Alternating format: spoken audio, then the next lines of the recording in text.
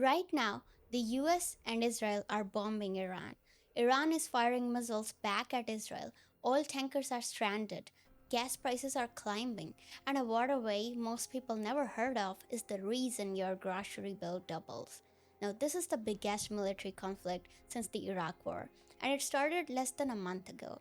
Here's what actually happening, why it matters to you, and where this is headed right now. Let's rewind. Iran and US have been enemies for decades. Iran's been building a nuclear program, funding proxy groups like Hezbollah, and Israel has long considered Iran its biggest threat. In June 2025, the US and Israel hit Iran with a 12-day air campaign, strikes on missile sites, air defenses, nuclear facilities. Then that round ended, but tensions stayed high. Then in early 2026, Iran had massive protests, economy collapse, infrastructure crumble. The regime was arguably at the weakest point in years. And then finally, on February 28, 2026, the US and Israel launched something much bigger. Not a limited strike, not a warning shot, a full scale military campaign. And here's the part nobody expected, they killed Iran's supreme leader. Within the days the conflict started, Supreme Leader Ali Khamenei was killed. By March 8th, his son Mustafa Khamenei was installed as his replacement, and Trump called the new leader lightweight and said he wouldn't last long. But instead of collapsing, Iran hit back hard. Now, where things stand as of this week, day 28 of the conflict, the US and Israel have hit nuclear sites, steel plants, military bases, air defense systems, and drone factories across Iran. Israel says it now has air supremacy over most of Iranian airspace and has destroyed over 100 air defense systems. But Iran has fired over 500 ballistic missiles, nearly 2,000 drones since the war started. So Iran isn't just shooting at Israel either. Missiles have hit US bases in Iraq, Bahrain, Kuwait. Even a civilian airport in Kuwait caught a drone strike that set fuel tank on fire. Now, if we look at the casualties, over 1,750 people killed in Iran according to the Iranian officials, at least 5,300 Iranian military personnel by one of humanitarian rights organizations count. On the other side, 19 killed in Israel, 13 US service members, and 1,000 killed in Lebanon, where Israel has ramped up attacks against Hezbollah.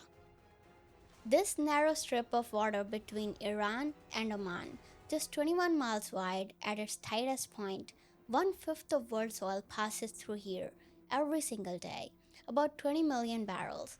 When the war started, Iran's Revolutionary Guard Corps, they got on the radio and told every ship in this area that the strait is closed. Any vessel that tries to pass will set ablaze, and they meant it. Tanker traffic dropped 70% almost overnight, basically to zero. At least 5 tankers have been hit, 2 crew members killed, and right now, about 2,000 vessels and 20,000 sailors are just stranded. And this is where your life gets affected. Oil prices spiked 55% in less than a month. Brent crude blew $126 a barrel at the highest in years. US gas prices pushed $4 a gallon and they are climbing. The head of our National Energy Agency, they call this the greatest global energy security challenge in history. But it's not just the gas. The Strait closure is choking off fertilizer supplies, which means food prices go up. It's disrupting shipping routes for clothes, electronics, and industrial materials. And companies are rerouting around the Cape of Good Hope in Africa, which is adding weeks and massive cost. BlackRock CEO Larry Fink put it bluntly this week. He could see oil at $40 a barrel a year from now if this resolves, or above $150 if it doesn't. Those are two very different worlds. This isn't just US Israel versus Iran fight anymore, it's spreading. Hezbollah started firing missiles into Israel from Lebanon on March 2nd, over 3,500 rockets and drones so far. Israel has launched a ground operation pushing 30 kilometers into southern Lebanon. Over 1,000 people have been killed there. And the Gulf states that host US bases, Bahrain, Kuwait, UAE, they're getting hit by Iranian missiles too. Qatar had to pause their entire natural gas export operation. Saudi Arabia shut down its largest oil refinery. Iran even blocked two Chinese ships trying to pass through the strait this week, and China is supposed to be Iran's ally here.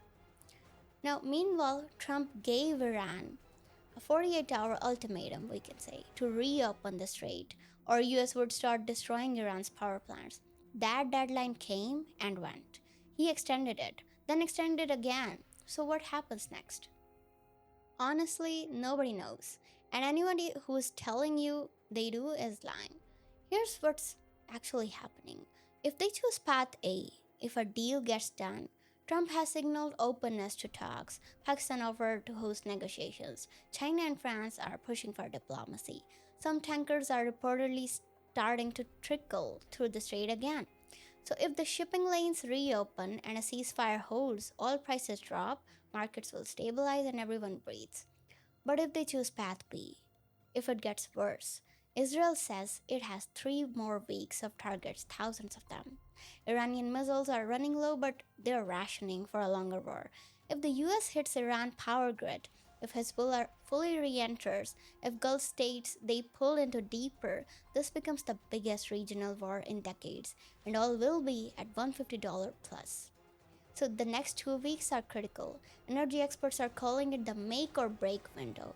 Either the strait reopens and this starts winding down, or we're looking at a whole different global economy by this summer. Drop a comment. Do you think this de escalates or gets worse?